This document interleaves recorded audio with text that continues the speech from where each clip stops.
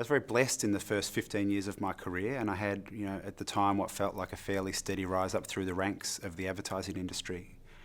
For me, culminating in the managing director job. I was 33 when that happened.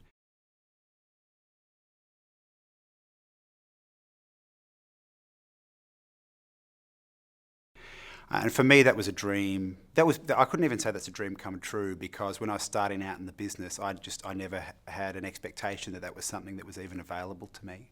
It was an agency that was just lauded for its leadership. It had great advertising agency leaders, through 30, 40 years of history as Australia's largest agency, and I'd always admired their leadership talent. I'd always revered them. I feared going up against them.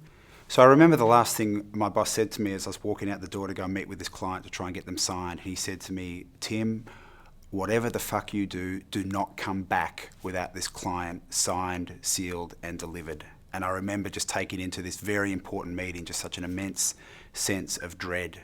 And cut 2 hours later, we didn't win the client. We hadn't won the business.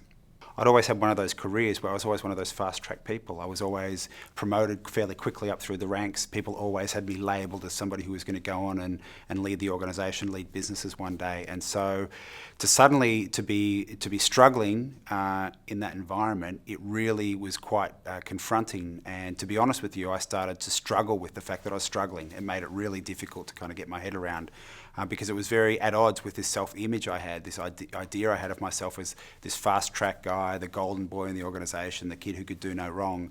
And so suddenly I'm like, well, that doesn't quite compute with what I'm being confronted with. I would go and execute things and do things, I'd do them extremely well. But when I was in the leadership space, leading others, I was really struggling with that. And so that created this real, almost a schizophrenia, this dynamic where I would fluctuate between extreme confidence. I can do this better than anybody else here, and here I can show you how good I am at this.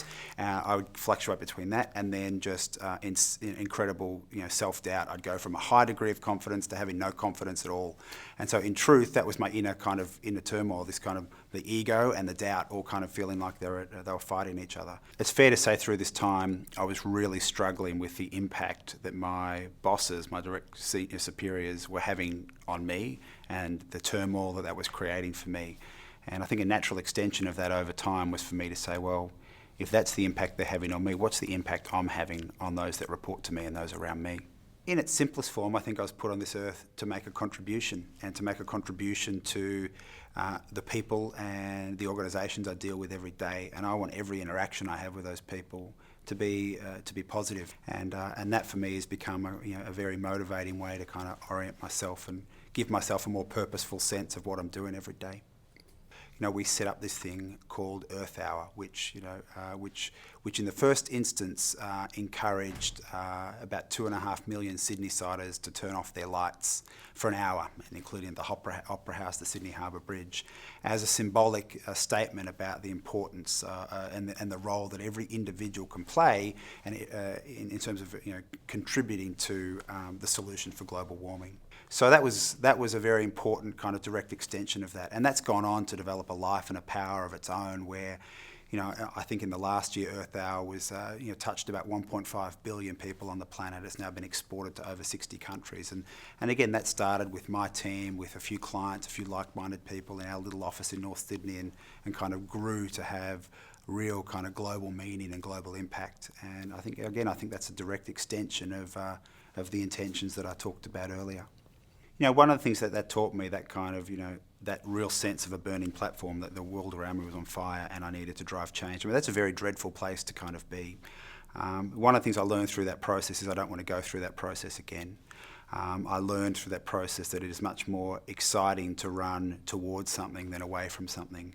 And so I think for me, and through that I learned the importance of, well, maybe it was the crisis I was going through that got me going. What sustained me and moving forward was when I quickly started to move to a vision and a purpose for what I wanted the future to look like for our organisation, what I wanted the values of our organisation to be, what I wanted my world to look like, what I wanted my leadership impact to be.